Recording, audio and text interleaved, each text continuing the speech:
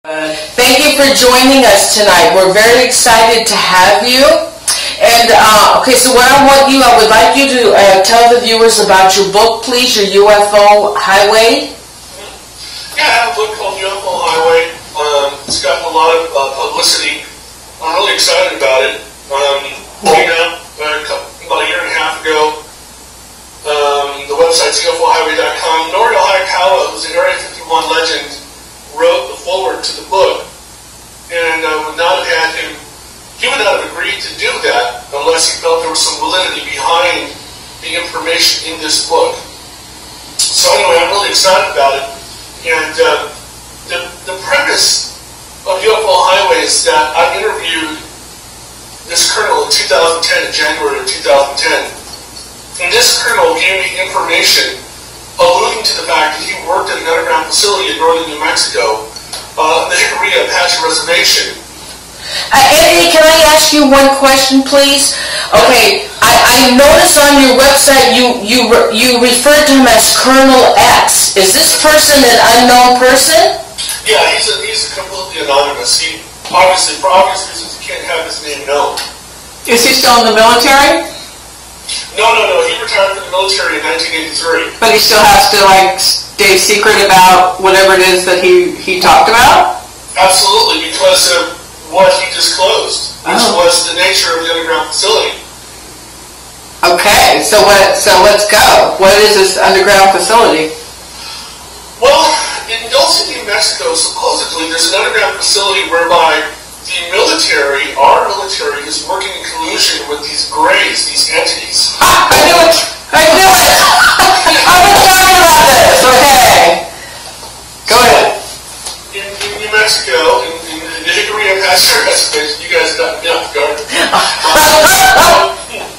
But anyway, supposedly, in 1938, there was a group from Murdoch Army Airfield. They were referred to as the Murdoch Expedition.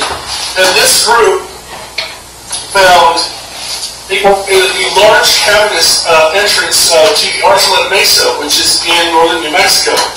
And inside of the mesa, they encountered these entities, these beings. They referred to them as inhabitants. To this day, they still refer to them as inhabitants. And our government is working in collusion with them. There's a technology exchange program that's taking place under the umbrella of the Technological Commercialization Office out of Los Alamos.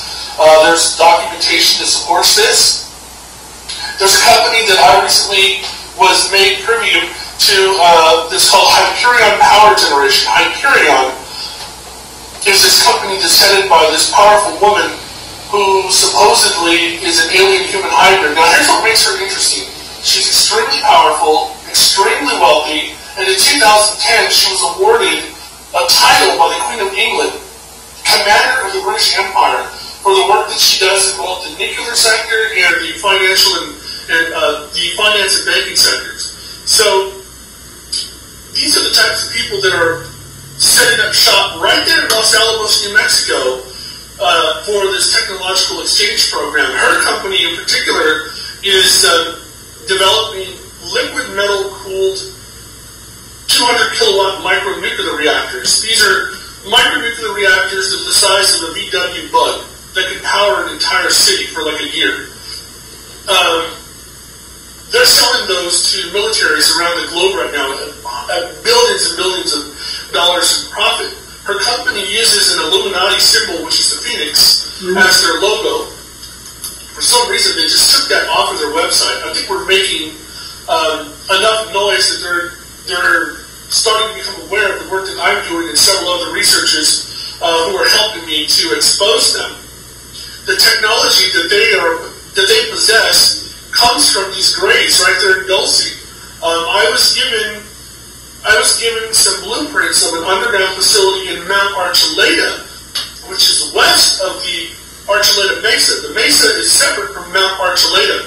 Well, I know for a fact from a rancher whose family lived there for over 100 years, there's a massive underground facility there in Mount Archuleta that was built in the early 60s by Kirtland Air Force Base. He even has photographs of the air shafts at the top of the mountain that go directly, down into the facility. So far down they drop rocks in there, they don't ever hear them hit anything.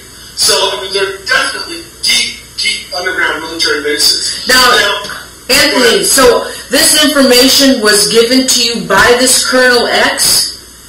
Some of the information was given to me by Colonel X, yes. So why you? I mean, I think we sorry I got so jump into it, but so how did you get started with all this? I'm a senior level software engineer. I've worked in Silicon Valley for quite a while now, since 1994 professionally. In 2007, I was a senior level architect working in a engineering capacity for Intel Corporation right here in Folsom. I hope I don't get sued for saying that. But anyhow, I met an individual in 2007 who was interested in some of the work that I was doing. I had a server as part of the group that I was working for, my own personal server, and on that server I had a blog, and on the blog I discussed everything that I was interested in, which was UFOs, government conspiracy, human intervention theory, a whole, spectrum of different topics. Well, this one guy and I struck up a friendship. I always tell people this when I tell this story. He had a very high level of education, and in the capacity that he was working under, it just didn't make sense. He was doing a low-level technician's job, yet he had a master's and a doctorate in computer science. So for me, that stood out as just strange to begin with. Over time, though, I realized that was really humble, and I love that about him. He was a real humble guy, and he never made, he never bragged about his education or anything like that. So anyway, we worked for about 6 months, just over half a year. And one day I went to work and the guy's gone. And I spoke to management. They said, we don't know. He's just not here. He left all his personal effects behind. The cell phone stopped working. Just completely disappeared off the face of the earth. The last conversation that I had with him, he started bringing up questions about the military-industrial complex. What did I know? Did I have any information with regards to black budget projects and things of that nature? And, I did have some information because I've been researching UFOs since 1989. Area 51. I had already known who Norman Hayakawa was. He's like the guy that pretty much outed the whole Area 51 story with respect to Bob Lazar, John Lear, George Knapp, all those guys. Norman Hayakawa, he's a good friend of mine, by the way. So I did have some information, but nothing that made that guy really excited. But what he was excited about is that we had this common interest. So we discussed that a lot. And then, like I said, one day he was gone. Wow. You mean he just disappeared? Just disappeared. Never returned. All his personal effects. I tell you. Oh my God! And they never found him? Well, in 2008, at 1 o'clock in the morning in June, and I have the specific date. Actually, it was Friday the 13th in June 2008 at about midnight. He calls me. And get this, when he worked with me, I thought he was English. He had an English accent. His name he had an anglicized name, and he pulled it off perfectly. When I talked to him in June, he revealed to me that he wasn't English. One, he was American. He dropped the English accent. He told me that the name that I knew him by, which was Richard, was not his name. He's now going by some other moniker. The conversation that night led me to drive 2 hours to the Bay from Rockland, California, where I was living at the time. I ended up driving 2 hours to Moffett Field, which is in Mountain View, California. And he only gave me GPS coordinates. He did not give me an address. So using the GPS coordinates, I went to Google Maps, figured out that I was supposed to meet him outside of an abandoned McDonald's in Moffett Field. Oh my God. So I get there, and he ends up telling me everything with respects to the project that he was working on at Lockheed Martin. And the book that I have coming out called Project Leonid.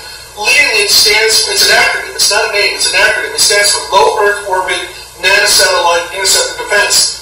That project he worked on was a joint project between Lockheed Martin, Northrop Grumman, and Hitachi Ltd. out of Japan. They were working under the Department of So it's just a very, very complex, multifaceted weapon system that they're developing, and we're not really going to touch much on that tonight, but that's the guy that got me in touch with the Colonel in 2010. Okay, just 1 second, Anthony. What is the name of that project again? Lead. Okay, we are going to be doing a show in July. Oh. That's your new book that's coming out, correct? Yes. Okay, so in July, we will be doing a show on that project. Awesome. Okay, so go ahead.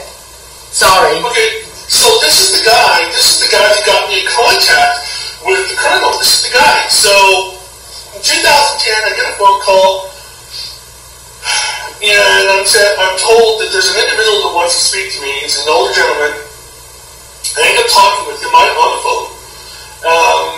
After we have this exchange, we progress to the next step, which is I meet him at his office. He was he's a professor here at a university right here in the Sacramento area, and people can go ahead and try and guess at what university he worked at. I'm not going to divulge it. Which institution he was at, whether it was public, whether it was private. However, I ended up meeting with him for about an hour and a half. It wasn't a long meeting. During our face-to-face conversation was when I realized this guy is for real.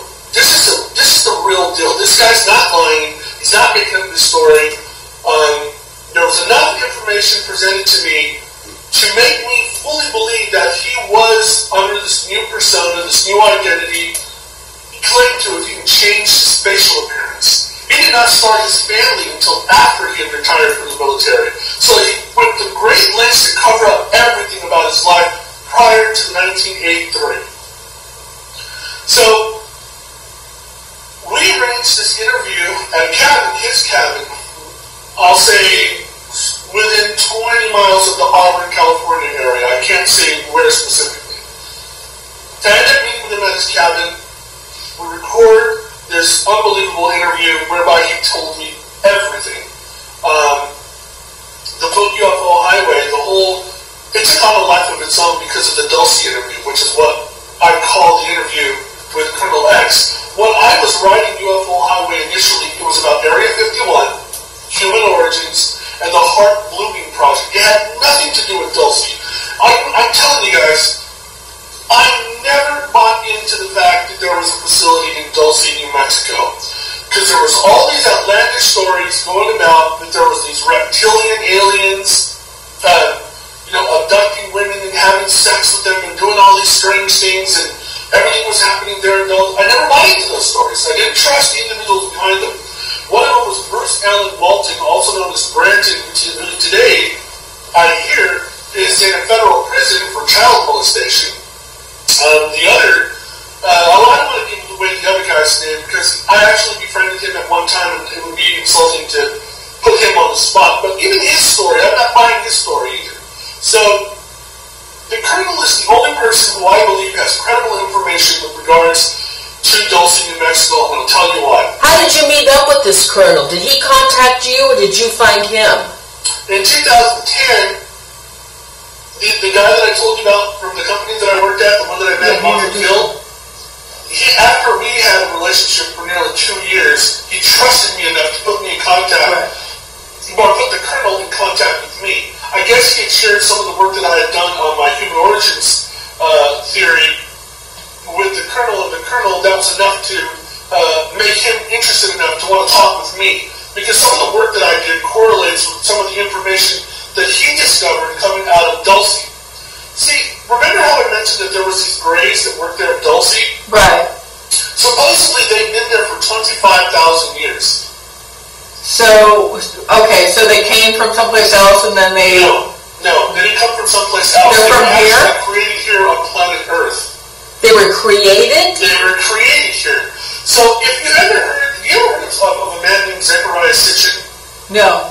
Okay, Zechariah Sitchin, I know you guys are on the paranormal side of things, and the ufology side of things. There's a very famous individual by the name of Zechariah Sitchin who did a lot of research into the area known as Mesopotamia, which is between the Tigris and Euphrates rivers. That's modern-day Iraq.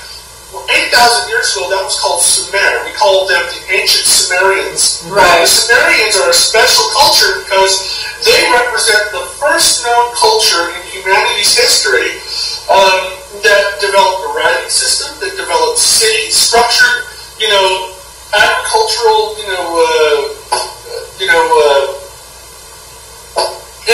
I don't know what, just everything that we do today, these guys were doing it 8,000 years ago. That's what made them very special. So, we know that they existed. They have left behind these cylinder seals, and they've also left behind cuneiform. Cuneiform was the first known writing system. And these guys, in their writings, talk about a group called the Anunnaki. The Anunnaki are their gods. The Anunnaki were their gods. And they have stories. Now get this. There are stories about the Anunnaki that are the same exact stories that thousands of years later ended up in the Bible. For instance, there is the Enuma Elish, which is one of these ancient writings found there in Sumer, which talks about the great deluge. The deluge being Noah and the ark. Okay. So in my book, I have this whole section called Human Origins. Well, in Human Origins, I call it Transformation Hypothesis, Human Origins. There's what I do is I break down the writings and the correlations between the biblical writing and the ancient Sumerian writings. And when you compare them, it's just unbelievable. For instance, let's take a look at, just let me really quickly give you an idea of what I'm talking about. I don't want to take too much time on this, but I want to give you an idea of how closely related the Bible is to these earlier stories, right? So, for instance, in the Sumerian list of kings and gods, under demigods, there was a god called Tammuz, also known as Dumuzi. They referred to him as the true God, the shepherd God, the life, death, rebirth, resurrection, deity. Well, in the Bible, Jesus of Nazareth is the only begotten Son of God, the shepherd king, and he was resurrected. You see the correlation? You see how this one matches up exactly to that one? Well, you're thinking, okay, well, these Anunnaki, these are crazy people. What the hell are they talking about? Well, Tammuz, this guy that I was telling you about from the Sumerian list of kings and gods, well, guess what, ladies? He's actually mentioned in the Bible. He's actually mentioned in the Bible. There's actually a passage there in the Bible that mentions him. So, and behold, there sat women weeping for Tammuz, Dumuzi, Ezekiel 8:14. So there it is, Tammuz, and Anunnaki in the Bible. So, that's how I'm able to take these writings from the ancient Sumerians and correlate them with stories that are in the Bible. So, remember how I mentioned the Enuma Elish that talks about the deluge? Well, that talks about a guy named Gilgamesh. Well, Gilgamesh is exactly the same person that we know of in the Bible, whose name is Noah. Noah and the ark. You know that whole story, right? Right. So in the Sumerian Babylonian epic of Gilgamesh, a great flood is commanded by God, who's known as Enlil in the Anunnaki world. There's the creation of an ark. 2 of all animals are saved. They release doves, a raven, and a swallow to find land. The ark passengers are family and several others. Our hero in the story performs a sacrifice after the flood, and they're blessed after the flood. Well, that's in the Sumerian Babylonian epic of Gilgamesh. Well, in the Bible, in the flood story of Noah, a great flood is commanded by God, Yahweh. There's a creation of an ark. 2 of all animals are saved. They release doves and a raven to find land. Ark passengers and family. Noah, our hero, performs a sacrifice after the flood, and they're blessed after the flood. And that's what I refer to in my book as the first parallel, the flood. The concept of a great flood is common throughout the ancient world, with hundreds of similar stories appearing at different time periods around the world. Here, we just examined two of them, the Sumerian Babylonian epic of Gilgamesh and the biblical story of Noah. So again, these people that existed 8,000 years ago in the past, the Sumerians who talked about their gods, the Anunnaki, who come from outer space, right? Right.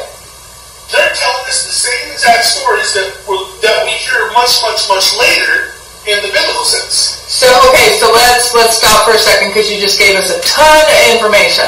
So why did I bring all that up? Why did I bring all that? No, first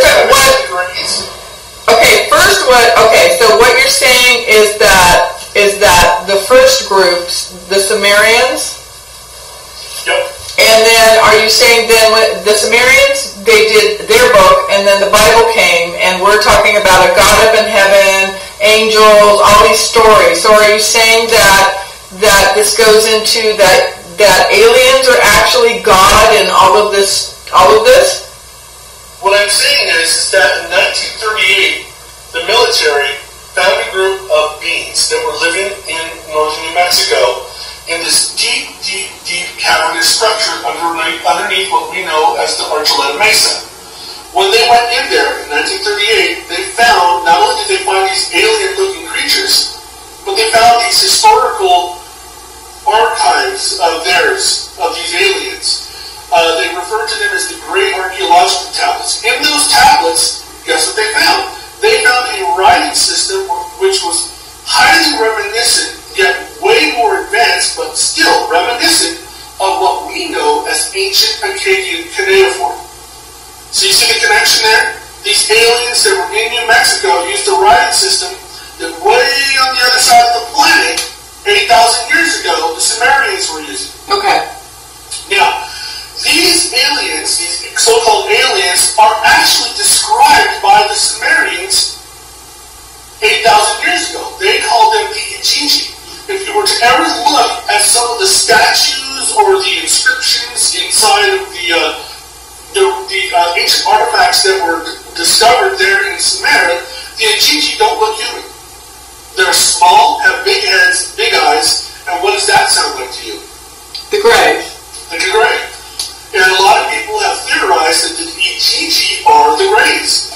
So that's who's there in New Mexico. Now, what I learned was that they were placed there on purpose by the descendants of the Anunnaki. These are these alien-human hybrids.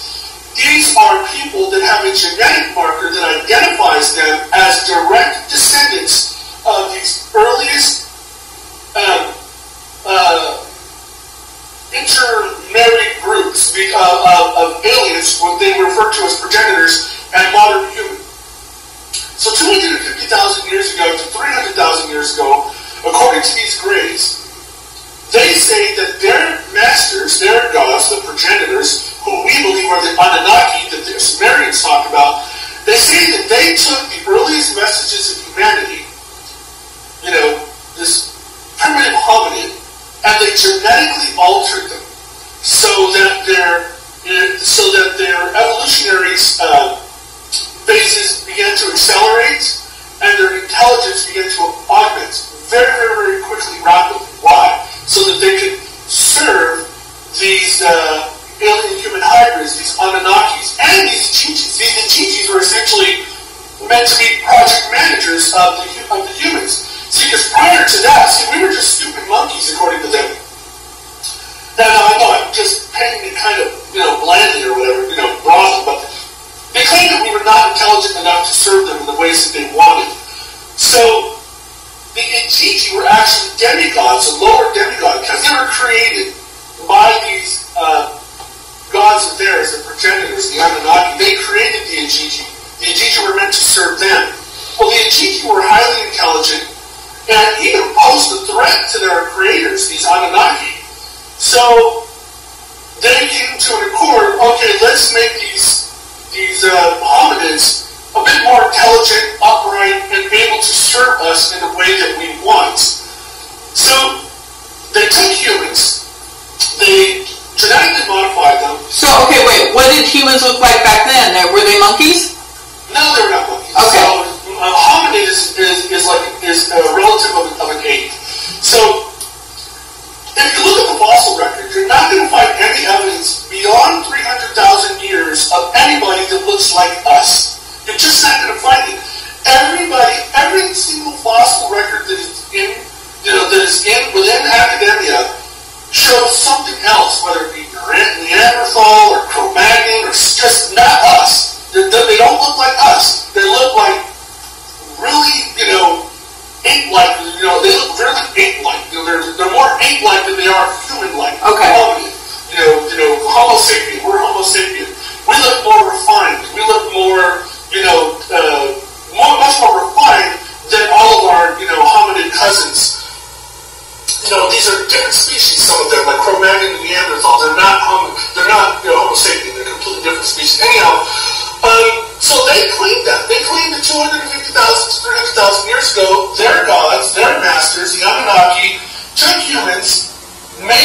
something that they can interbreed with because they were dying. So us being able to interbreed with them meant that they could, continue to live here on Earth. Successive generations, lineages of these alien human hybrids coexist among us today. So we're aliens then? Well, we're not aliens. No, we're genetically altered. We're genetically modified so that we're smarter. We're upright. We're now able to do things. Look, just in the last 100 years, ladies. Look at the last 100 years. 100 years ago, we were in cart and buggies with horses. Right? Right. Today, the three of us are on the live stream, manipulating lights, manipulating electricity, manipulating, we now know how to manipulate down to the atomic level. We've gotten too dangerous for these creators. Jay Weiner talks about a group called the Archons, crypto-terrestrials. In 1947 in Egypt, they found these writings called the Nag Hammadi codices. These are leather-bound papyrus paper books. These were the first books known to have ever been leather-bound, created by man.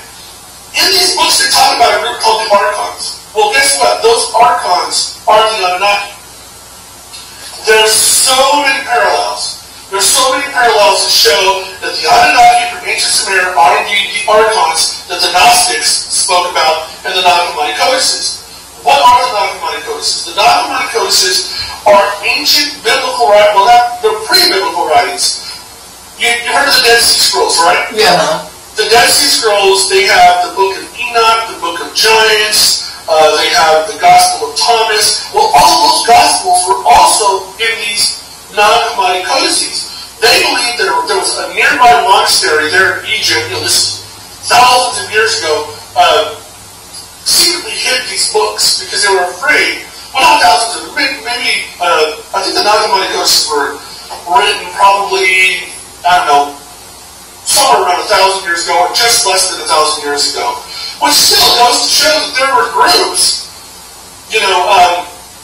talking about different stories within Christendom, right? So the Council of Nicaea and various other councils, ordered by, the church, were told to seek out any of these non-canonical writings and to destroy them.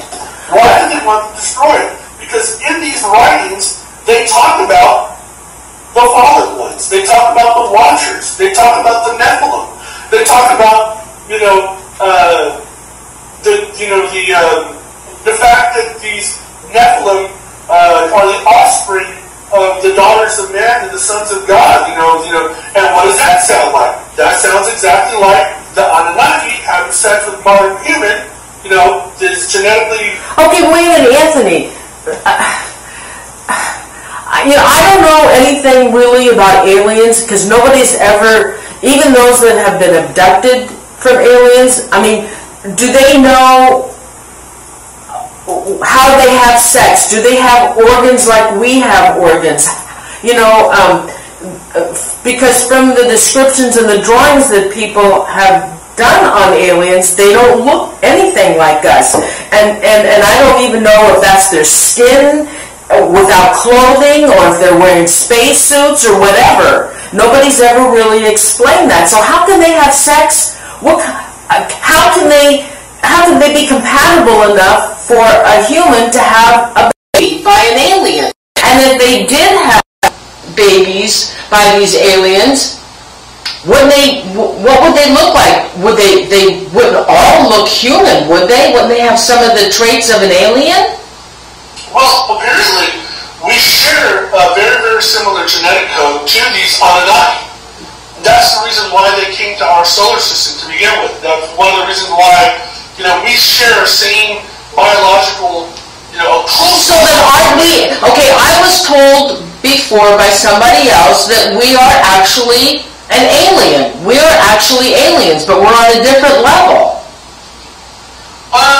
Yeah, it gets very complex. I don't know if we're alien, but I do know that based on the facts that I've uncovered and many other researchers prior to me have uncovered, that there's definitely evidence showing, that we were genetically modified, that we were genetically, for instance, take them, if you look at some of the facts, just from a pure physiological perspective and a biological perspective, they keep telling us that we're exactly, like we're pretty damn near identical to the chimpanzee genetically.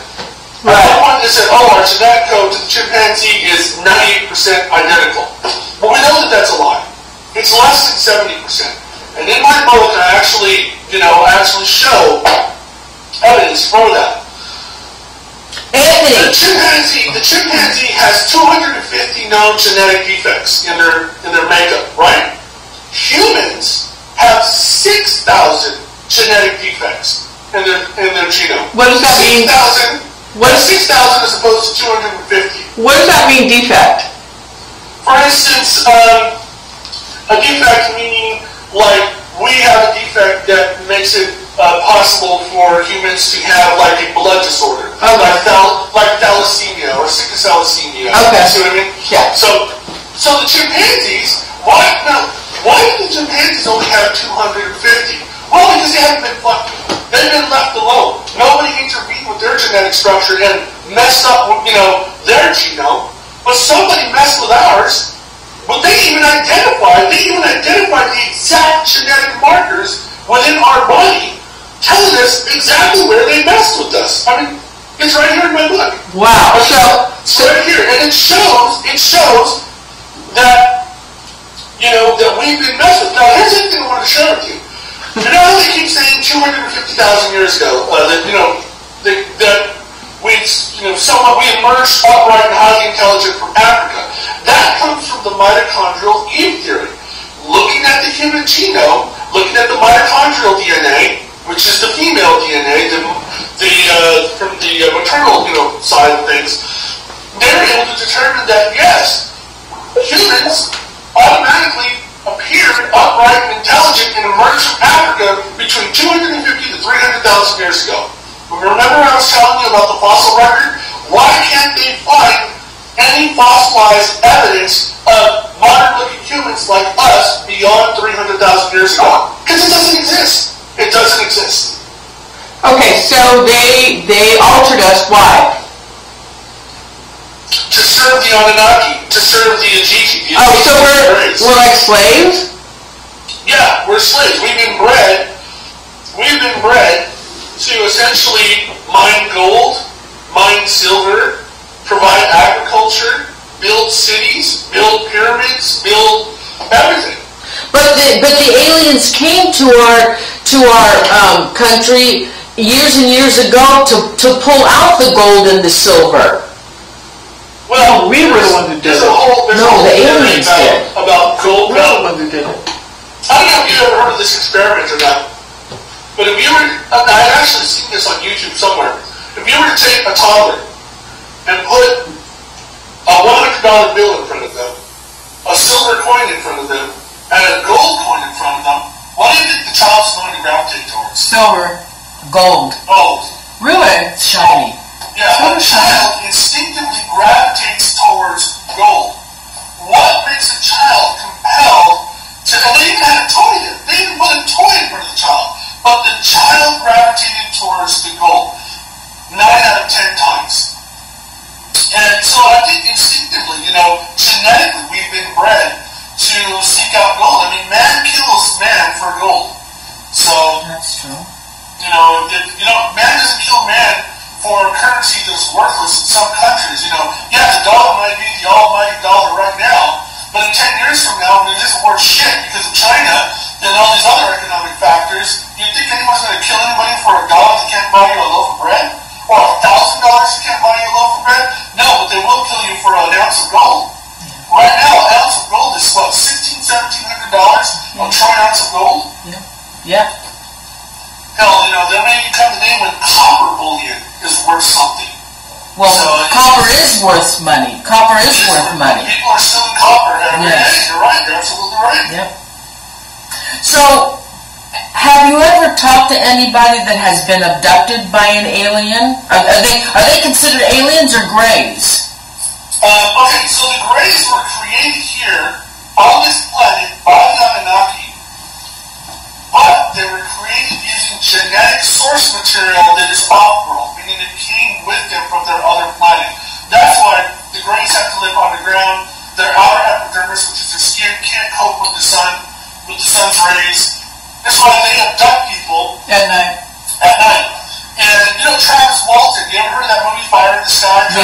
Yes. I spoke with Travis Walton in Taos, New Mexico this past November when I was there at length. And the guy's a really nice guy, by the way. The movie that they made about him was all bullshit. He even said, if you read his book Fire in the Sky, the Travis Walton experience, you're going to find that much of what he says correlates to Dulce, New Mexico.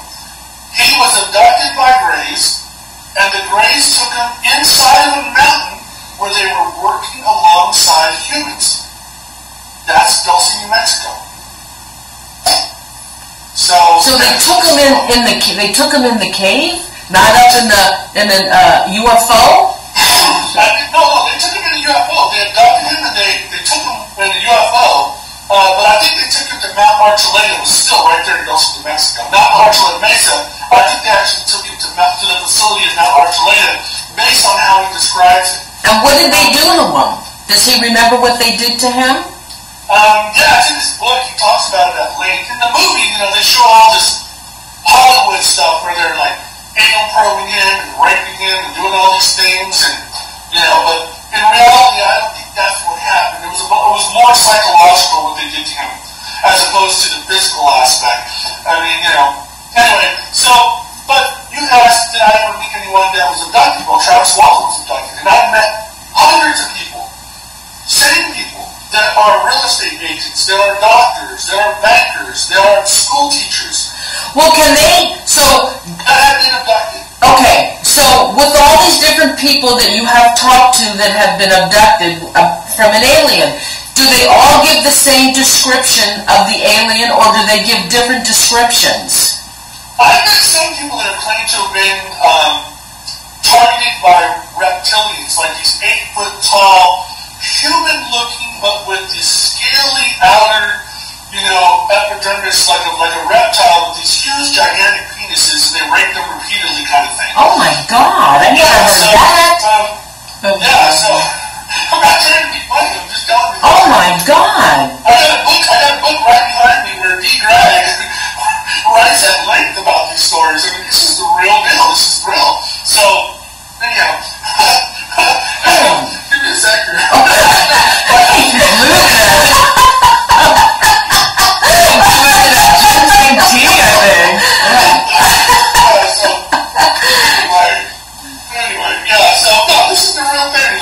Oh my God! So why do they keep grabbing humans then? What are they doing? Well, I mean, they like having sex with humans. But no, there's a more calculated reason for that. The Greys,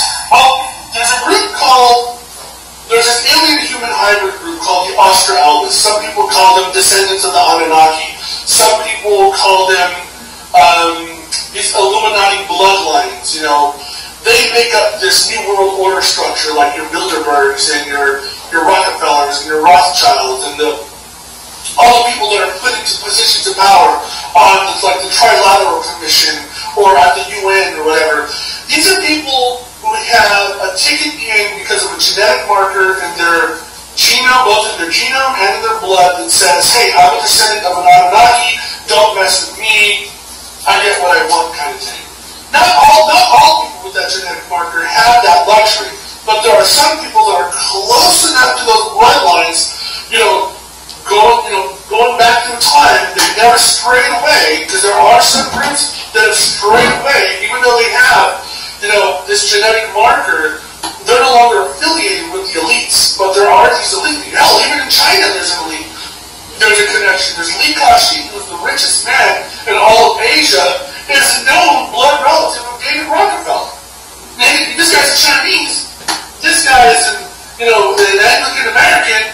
Yeah, they're related. They're blood related. How is that possible? Because they're both descendants of this ancient lineage, which is why they're both mega wealthy. They're super elitist. In China, it was just revealed that, and I broke this story a week before the Associated Press broke the story, There was 3,500 miles of underground, magnetically shielded tunnels and facilities that have been built. Yes, part of it is for the military there in China, but you have luxurious facilities built not for the military underground. They're built for the elite in case something happens. Why are they magnetically shielded? Some people are speculating that the governments around the world, particularly the Chinese government, the United States government, the Israelis, the English, and all of them, anyway, they know that some huge event is coming, whether it's a coronal mass ejection that's going to wipe out everybody that's on the surface, or if it's, as some people speculate, that at the end of 2012, at the beginning of 2013, it's possible that there could be some false flag event. False flag event meaning the government is going to put on a light show. They're going to use hard technology and Project Blooming as a means to trick all of us into thinking that the world is being invaded by aliens. So, I don't know. There's just a whole bunch of... Why would they do that? So that they can control everybody. So that they can begin their human depopulation campaign. Yes. Have you guys ever heard of the Georgia Guidestones? No. The Georgia Guidestones were put in place by some very, very wealthy, person, anonymously, and on them, it's like every major language in the world, the most popular, the most frequently spoken languages in the world, it's inscribed there. And, what this New World Order wants for the future. And one of the first things they talk about is we need to bring the world's population down to a healthy 500 million, and no more. So what does that mean? I mean, it sounds obvious. So what does that mean? There's 7 billion of us right now. Right. So that's 6.5 billion people that are going to meet their demise if this New World Order group gets their way. So who are these people? Well, like I'm telling you, there's a lot of evidence that shows that these are the descendants of these Anunnaki. They're getting sick and tired of this. They don't like the fact that we're become super intelligent, super capable. But aren't aliens super intelligent? Aren't they smarter than us? They're smarter than us to some extent. We're very intelligent now. But the thing is, okay, what I can't figure out is how come these... There's too many of us, Marie. There's too many of us. Right. But okay. As far as they're concerned, there's too many of us, they're saying. It's not us, it's them. That's right. So they're making the decisions on who should stay and who should go.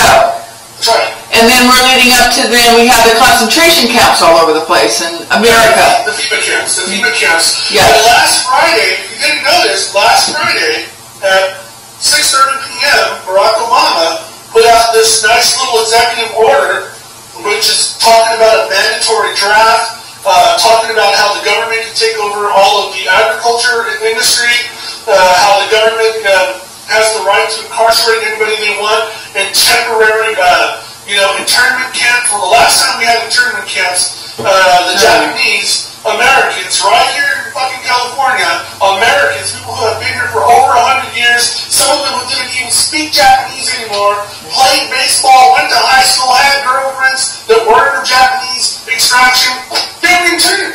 Their houses were taken, their businesses were taken. They didn't even know who their relatives in Japan were anymore, but we didn't trust them. And the government came in and did what the hell they wanted to do with those people, and it destroyed their lives. But thankfully, a lot of them were resilient, came through it like champs, and are some of our top people today in our society. So, but Anthony, what I don't understand is the flying saucers, how they come in and they go out, and they come in and go out. But we can't do that. How come they can do that?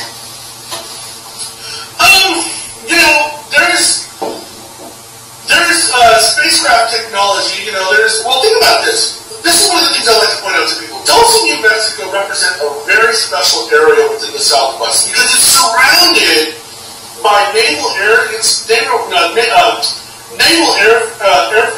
and Air Force installations, naval air installations. They literally surround the Dulce Reservation and all the 4 different states that are there. And what you're seeing in Dulce quite a bit is experimental aircraft. Some of it that uses alien technology that's been given to us by the Greys. The stealth technology, the stealth planes today, all of that was devised right there in Dulce, New Mexico.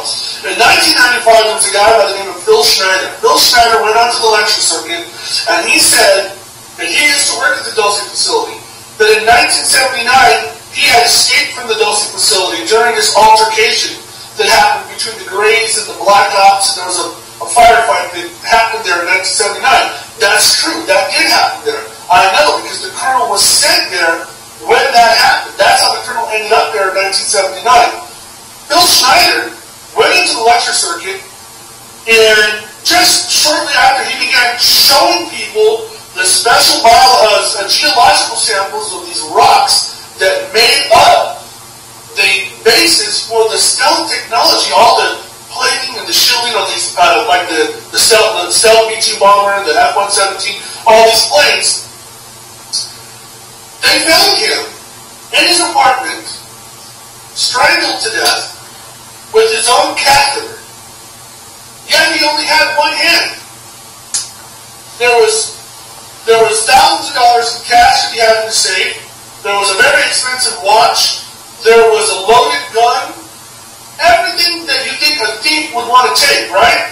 No. The only things that were missing from Phil Schneider's possession upon his demise were his lecture paperwork, all the paperwork that he showed his lecture, photographs that his father, Otto Schneider, had given to him of UFOs that were right there at the beginning of atoll when they blasted, these nuclear bombs, and all the geological samples that he had from Dulce. Anything that he had from Dulce, it was gone. But money, a watch, a loaded gun, that was all left behind. So he was found. His wife, his ex-wife, and his daughter are still around. They're still around, and they don't like to talk about it too much. But when they do, they'll tell you. They'll tell you exactly what happened. The fact that the guy was killed. He was brutally murdered. So are these aliens still living underground in those caves? In Dulce they are, and they're also at the Cabazon Wackenhut Reservation here in California. They're also at the Pine Gap facility in Alice Springs in Australia. Yeah, they're quite prevalent around the globe. And so other people have seen them? Lots of people have seen them. But they're not the problem, right? I mean, they're just kind of lackeys. Not all of the Greys are benign. Some of them are malevolent. Some of them are working with this new world order, this Illuminati structure. And that's one thing that I learned from one of my sources who told me that there are groups of these, and it's completely out of our control. Some of the Greys live right there in Dulce. There are different political factions within their own structure, their own social structure, that end up working with the bad guys, and there's nothing we can do about it. See, I don't believe that. I really think that the reason we can't do anything is because nobody knows anything yet, and nobody's listening. But the more people know, and the more that they start waking up, that's it. It's the masses that can do something. So I don't believe that there is nothing we can do. Yeah. So I want to stop at this point because we have a lot of questions for you. And then so we're gonna let people ask some questions, and then we're gonna continue with this because I want to talk about the Illuminati. Just tell us. So we're gonna have our wonderful tech guy. Oh yeah, we have our tech with us tonight, Carlos Perez. Awesome. So what he's gonna do is he's gonna look. So please type your questions out in chat, and then he's going to tell us, and then we'll start getting some of the questions out. We can't do all of them because I think we have a ton of them. But we're gonna get some out. So go ahead and start writing. I know it takes a little bit. People are probably freaking out about me wearing my sunglasses tonight. Are you incognito? No, I'm not incognito. I'm having a bad eye day. Okay. Analysis. And the last time I was on live stream with Jay Widener and Karen Cassidy, I got so many freaking emails from people. I was like, I don't want to go to that again.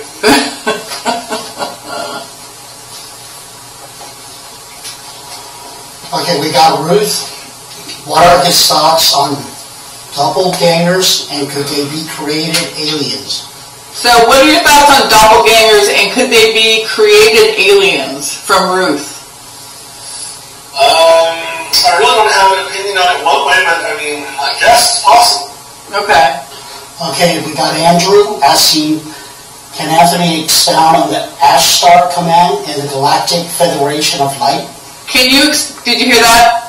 Yeah, I think he's talking about Tolek. So if you know anything about a guy named Alfred Weber deals with somebody by the name of Tolek. I think that's what he's talking about. And Tolek is espousing this information about how they're destroying these underground bases that are manned by reptilians. I really don't know too much about that, but the information that I have tells me that there are a lot of underground bases that still exist, that are still in operation, so I don't know, and I don't fully understand the information that Tolek is providing. Maybe accurate, but I just don't know. Okay. Okay, Devin is asking, if the aliens are running things, why have they let us overbreed according to the Georgia Guide's films? Well, it kind of got out of control, and there's nothing that they can do about it. I mean, the human population is so pervasive around the planet. They think of us as a virus. They also think of us as a parasite. We're like this parasitic force on the planet. But now they want to do something about it, and they're getting prepared to do something about it. They're openly talking about a human depopulation campaign. So that's what I have to say on that. Yeah. Okay, Willie Love is asking, to replicate themselves according to the universal will and choices within their DNA and sixth-sensing. Did you understand that? No, sorry, that's a little bit above my head. So, can you rewrite that? We see it's a bit high vibrational. So could you bring it more down to earth, please? Next question. Okay, Mr. President, has Anthony recovered from the illness he acquired during the investigation? What they're talking about is in October, I went to Dulce, New Mexico, and I did some research up there. And when I was there, I came down with something. I was actually given a nanofraction of this toxic cocktail, and it paralyzed me from my left shoulder up to the left side of my head, my face, the whole area. It's not Bell's palsy. I don't have Bell's palsy. And they actually found something that appears to be like an implant or something in my head on the left here, about 2 inches in on the left. It's up against the mastoid. It's a weird thing. And also, I was in tremendous pain. I mean, there's a whole bunch of information on that. I've since recovered from the pain. I no longer have pain. However, I'm still succumbing to the paralysis. Only about, I guess, 3 weeks ago, a little over 3 weeks ago, maybe months ago, I don't know. I don't even remember now. I started getting movement on the left side of my face. So you went there and you were tested on or something? No. I was willingly? No, I wasn't tested on. We found illegally placed government property, U.S. government property, up on the top of the Archuleta Mesa. This is equipment. These are shipping containers, massive steel-grade, military-grade shipping containers for F-5 jet engines. Okay. What the hell are they doing in the middle of nowhere on the top of the Archuleta Mesa, which technically is not the United States? It's a sovereign country. It's the Jicarilla Apache Nation. It's their country. So, back in 2010, when I was doing my research on Dulce, I called up the Bureau of Indian Affairs and I asked them, is there any military presence there in Dulce, New Mexico, or in Riva County? And the lady, her name was Sherry Vigil, she's the one that works at the Bureau of Indian Affairs, she told me, not since the cavalry was last here has there been a United States military presence. No recruiting offices, no outposts, no stations, no bases, nothing. So why did I find U.S. military equipment up there on top of the mesa? Yeah. Well, that night, I I started to become disoriented. My equilibrium was completely off, and I was in tremendous pain. The next day, I thought I had gotten better. I went and had breakfast at this restaurant, and right there at the Best Western Hickoria, and I had this strange encounter with this woman who technically doesn't work there. I have since found out that the person that helped me does not work at that facility. I believe that she gave me something. The next day, I was in so much pain, I literally felt like I had liquid on the inside of my head. To the touch, I was sensitive to the touch. By that evening, I was being rushed to the emergency room. I had succumbed to full-blown paralysis on the left side. Everybody there in town saw me. They saw it as it was happening. And there was hundreds of people there that saw this. I'm not joking about it. You can ask Janet Saylor, the woman who did the event. This is a real thing that happened. This is why I'm wearing sunglasses tonight. I have paralysis on the left side of my face. The only way I can close my left eyes is if I close them together. Otherwise, when I blink, you can see in the camera, I can't blink, I can't smile. I just started getting movement back. Thank God, because my little girl, she's beautiful, she's 5 years old. She noticed that I kind of moved my face on the left, and she was so excited because she said, "Daddy, you're going to smile again, you're going to smile again." I'm like, I hope so. So was this a warning for you? I was contacted by this guy in Australia, this Australian operative, intelligence operative, who told me that I'm exhibiting symptoms of a failed assassination attempt. He says that it appears like I have symptoms of a failed attempt of this concoction that is common in their intelligence circles to kill people quickly and silently, which is like half of this. It's half pufferfish poison, which is called tetrahontidae, and curare, which is a South American plant toxin. Right. So those combined, just a small, minute nanofraction, is enough to kill a person. But what they didn't know is that, and I guess I'm over 6 feet, 6'3". I'm a big dude. I guess it wasn't enough to kill me. Wow. Wow. Okay. Do we have another question?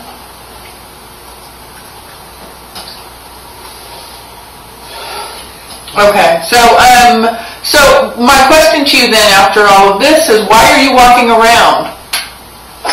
Why are you not gone? Because that's the big thing, is to make people disappear who start talking the truth.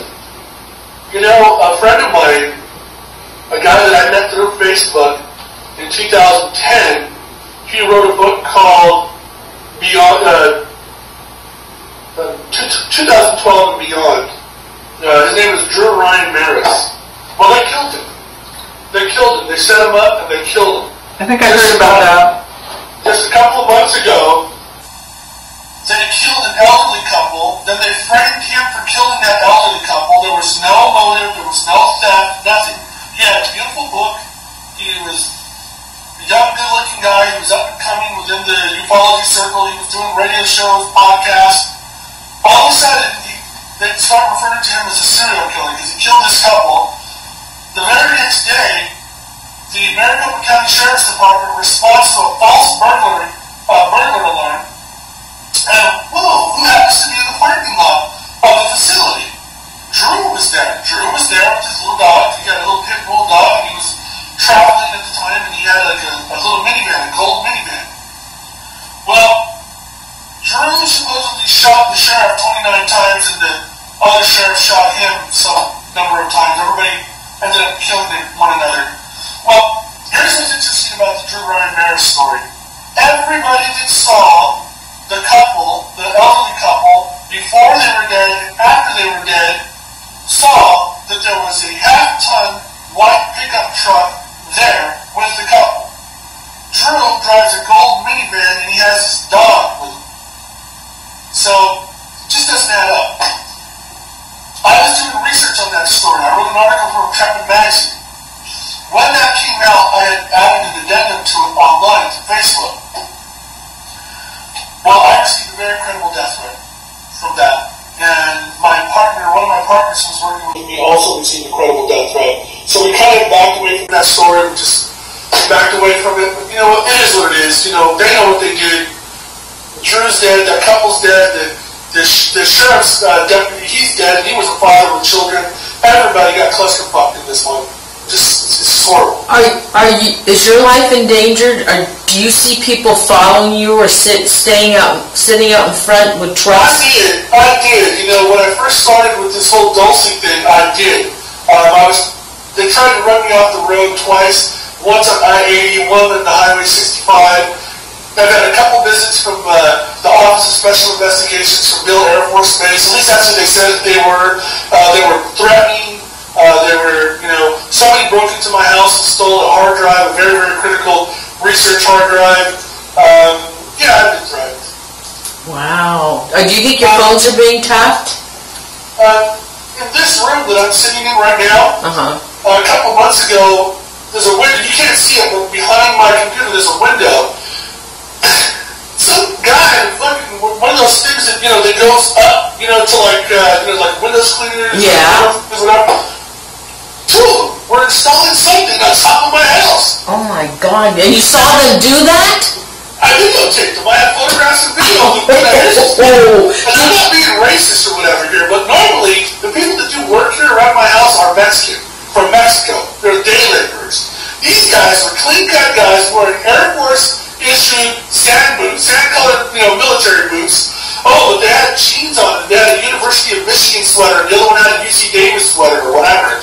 Bullshit. They were Air Force. They were definitely from real Air Force Base. I'm not stupid. Did you find what the object was that they were putting on your house? Never been able to identify it. Never been able to identify what it was. I had a couple of people go up there and they said, we can't see